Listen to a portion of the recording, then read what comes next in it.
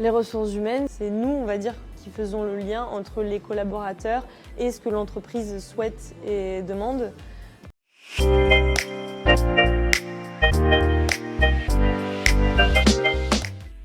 Bonjour, je m'appelle Lucie, j'ai 22 ans et je suis actuellement donc en première année de master manager des ressources humaines à CESI.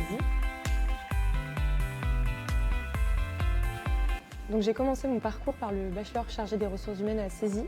J'étais en alternance chez Naval Group dans lequel j'avais un poste de chargé d'attractivité et de relations écoles.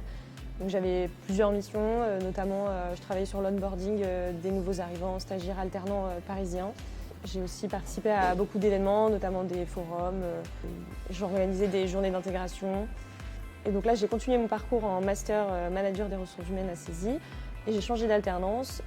J'ai signé 2 ans donc, au Crédit Agricole CIB, où j'ai un poste de chargé de recrutement et relations écoles.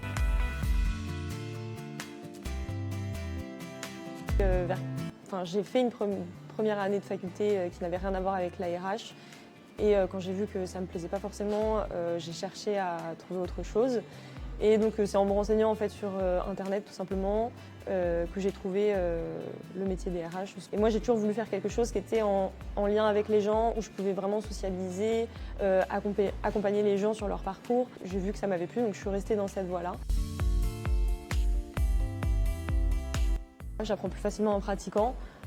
Je trouve que j'apprends plus en entreprise du coup, mais forcément les deux sont complémentaires, où à l'école on va apprendre des choses peut-être un peu plus théoriques du coup, mais qui vont servir pour l'entreprise. Après ce qui est bien c'est que les intervenants qu'on a, ça reste des gens qui travaillent en entreprise, donc ils ont quand même une bonne idée de ce qui se fait en fait, ils connaissent le métier. Ils ont généralement, pour la plupart, déjà fait de la RH, ils étaient RH par le passé ou le sont toujours.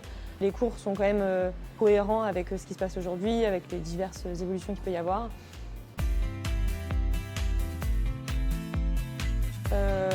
Je dirais que quelqu'un qui a l'écoute, qui n'a pas peur de sociabiliser, d'écouter leurs projets et de pouvoir s'adapter à la personne au public qu'on a en face de soi en fait. Après en RH, il faut savoir aussi être très organisé parce qu'on a toujours entre les événements, les CV à trier, les campagnes qui sont limitées dans le temps, les campagnes d'alternance, etc.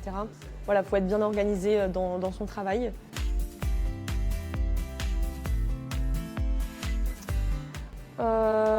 Je pense que pour réussir à intégrer les RH et trouver une alternance, il faut être préparé.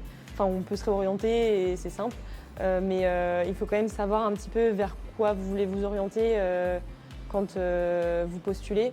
Si vous n'aimez pas les chiffres, évitez de postuler à des offres sur gestionnaire de paie. Donc savoir déjà un petit peu qu'est-ce qui vous attire et après se préparer.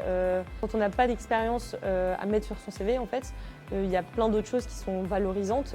Toute expérience personnelle peut être valorisée. Je pense notamment, je sais pas, si vous avez fait 10 ans de sport, 10 ans de tennis, ou si vous avez fait des compétitions, si vous avez fait ce genre de choses, ça c'est intéressant de le mettre. Ou alors si vous n'avez pas d'expérience pro, mettre des projets que vous avez pu faire à l'école, des projets qui peuvent être en lien avec le métier que vous visez. Sur ce qu'on entend sur les anciennes générations d'RH, etc., malheureusement elles ne sont pas très bien vues. Comme quoi les RH ne font rien, quand on les appelle ça répond pas, ou alors ça répond pas aux mails, ou on est méchant un peu entre guillemets. Moi déjà je peux en enlever un, c'est que les RH ne font rien, ça c'est complètement faux.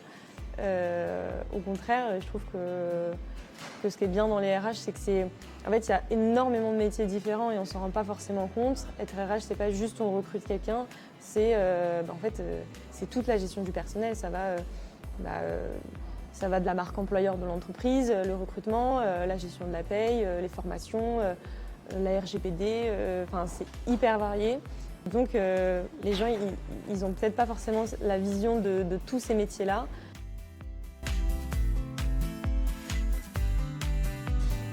Oui, je pense que l'IA, ça peut se développer et je pense que c'est déjà le cas dans certaines entreprises. Côté ressources humaines aussi, ça va forcément s'implanter. Je sais qu'il y a déjà des entreprises qui l'utilisent. notamment dans le tri des CV. Je pense que ça va se développer dans plein d'autres choses pour automatiser, gagner du temps et pour qu'on puisse se concentrer sur d'autres aspects du métier.